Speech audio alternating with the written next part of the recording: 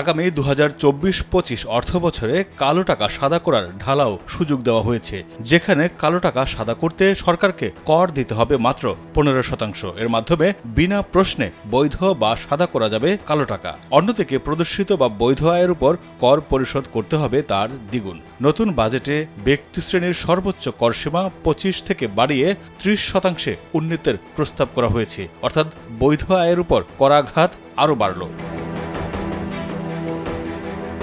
নগদ টাকা 15% কর দিয়ে একইভাবে জমি, ফ্ল্যাট, অ্যাপার্টমেন্ট কিনেও এলাকা ভেদে নির্দিষ্ট হারে কর দিয়ে টাকা সাদা করা যাবে।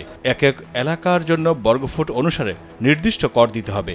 জাতীয় সংসদে আগামী 24-25 অর্থবছরের বাজেট বক্তৃতায় এ ঘোষণা দিয়েছেন অর্থমন্ত্রী আবুল হাসান মাহমুদ আলী। স্যান্ডেলিনা সো, রূপচর্চায় আভিজাত্য।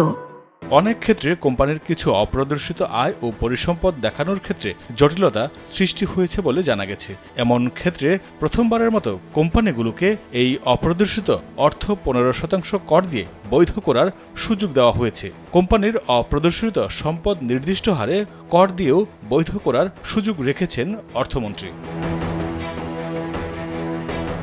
এর আগে 2020-21 অর্থবছরে সরকার মাত্র 10% কর পরিশোধ করে কালো টাকা সাদা করার সুযোগ দেয়। এনবিআর সূত্রে জানা যায়, ওই অর্থবছরে প্রায় 11,839 জন 20,500 কোটি টাকা বৈধ করে, যা ছিল দেশের ইতিহাসে এক বছরে সর্বোচ্চ কালো টাকা সাদা করার ঘটনা।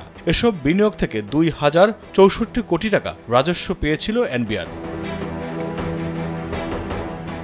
এনবিআরের তথ্য পর্যালোচনা করে দেখা গেছে, স্বাধীনতার পর থেকে নানাভাবেই কালো টাকা বিনিয়োগের সুযোগ দেওয়া হয়। 1971 থেকে 75 সাল পর্যন্ত 2,25 লাখ টাকা সাদা করা হয়। এছাড়া 1991 থেকে 96 পর্যন্ত 150 কোটি টাকা সাদা হয় এবং আয়কর আদায় হয় 15 কোটি টাকা। কালো টাকা সাদা করার সুযোগ না দিলে দেশের টাকা বিদেশে চলে যায় বলে মনে করে এনবিআর।